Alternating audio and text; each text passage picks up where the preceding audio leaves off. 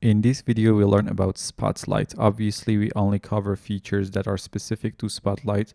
For the other attributes which are common between lights, you can refer back to the first lesson of this section. So let's create a Spotlight and run the IPR and make sure it is rendering our main camera. And from the camera menu and use camera, enable set active object as camera, and let's position our Spotlight.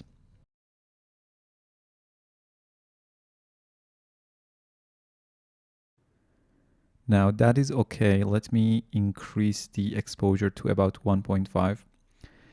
The first spotlight option we have is this cone angle. And if I get out of the camera, as you can see, we have our spotlight and therefore a cone inside which light is being emitted. Let's play around with the numbers here.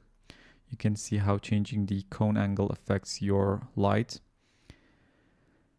Then we have the penumbra angle, which specifies how sharp or soft the edge of the light is.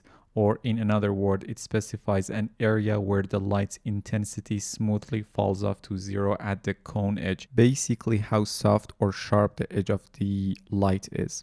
Let's adjust the exposure and the cone angle to get a fairly nice result.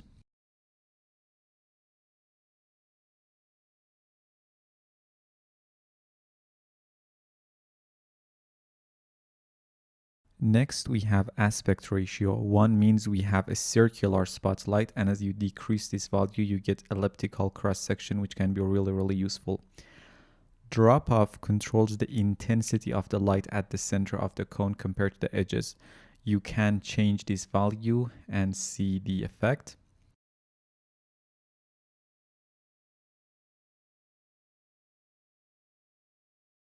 Then we have radius, which is like when we were talking about the size of the area light.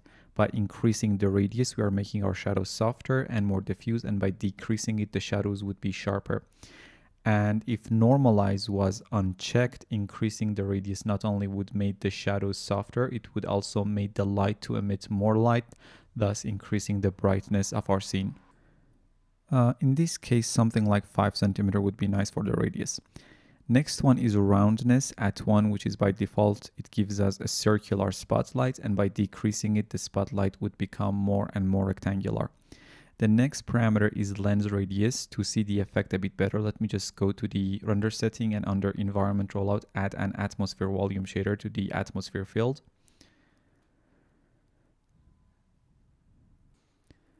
Now, as you can see in the material manager, a new atmosphere volume shader has been created. I'm going to open it up and increase the intensity to about 0.45 or density, sorry. Now let's make sure the IPR is rendering our active camera and we can get out of the camera in the main scene. Right now, the spotlight is emitted from a single point. By increasing the lens radius, you are basically putting a lens in front of the light, so the light will be emitted through that lens. Let's increase the lens radius, and you can see how it works. And increasing the lens radius would make the light rays to be more parallel. Now let's get back to the camera. Now remember, to increase the quality of the soft edges of your shadows, you need to increase the light samples. The quality of the areas fully covered in shadows, in case we have more than one diffuse ray depths, is controlled by diffuse samples, or more than 0 diffuse ray depth. If we recall, we talked about this cast volumetric shadows option before, but the example was not that good to demonstrate what this option does. Now we have this nice volumetric shadows underneath the chair, and if I disable cast volumetric shadows, you can see this volumetric shadow underneath the chair will disappear. So this will cover Spotlight, and I will see you in the next one.